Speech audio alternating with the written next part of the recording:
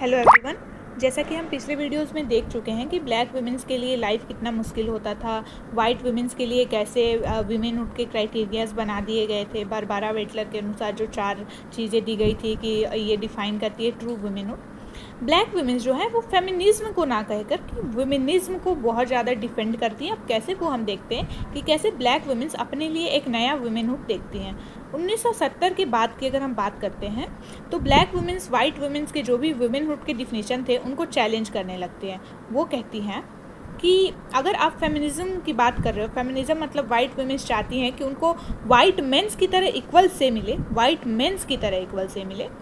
तो वे आर्ग्यू करती हैं जो ब्लैक वुमेंस हैं कि हमारे रेस, जेंडर, कास्ट, सेक्सुअलिटी को आप दरकिनार करके नहीं अपनी डिमांड रख सकते हो, क्योंकि ब्लैक वुमेंस के लिए और वाइट वुमेंस के लिए फेमिनिज्म जो था वो बहुत अलग था।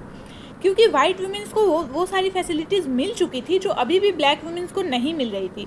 अभी भी ब्लैक वुमेंस को उनके रेस के लिए, उनके जेंडर के लिए, उनके कलर के लिए उनको टारगेट किया जाता था। तो ब्लैक वुमेंस चाहती थी कि जो फेमिनिज्म की डिमांड है वो वाइट वुमेंस के लिए अलग हो और ब्लैक वुमेंस के लिए अलग हो।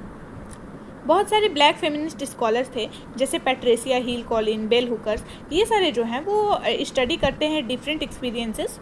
तो वो बताते हैं वाइट और ब्लैक वुमेंस के लिए एक्सपीरियंसेस डिफरेंट थे। तो ब्लैक फेमिनिस्ट थियरी जो है वो कहती है कि आप किसी वुमेन को यानी किसी जेंडर को आप सेपरेटली नहीं देख सकते हो, आपके उसके रेस, कास्ट, कलर, ये सारी चीज़ों को देखना पड़ेगा। इसलिए वो लोग फेमिनिस्ट के ओवर वुमेनिस्ट को प्रिफर करती हैं जो कि रेशियल और जेंडर आइडेंटिटी दोनों की बात करता है और ब्लैक वुमेंस के लिए इंक्लूसिव वे में बात करता है। सोजर्नर ट्रुथ जो है वो एंटी वुमेन करके एक बुक लिखती हैं जिसमें वो क्वेश्चन पूछती हैं कि ब्लैक वुमेंस जो हैं वो वाइट वुमेंस की तरह सेम रिस्पेक्ट से क्यों नहीं ट्रीट की जाती हैं। जो जेंडर रोल है वो रेस पर डिपेंड क्यों करता है।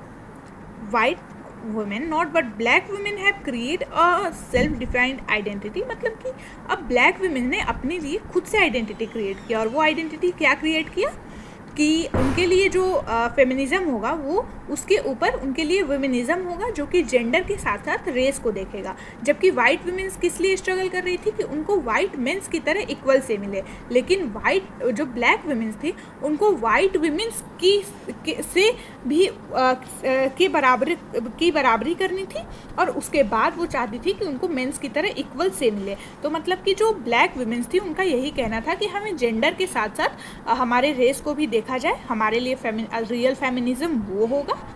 और जो उनके लिए वुमेनहुड था उन्होंने वुमेनिज्म को ज़्यादा फेवर किया, ना कि फेमिनिज्म को। Thank you.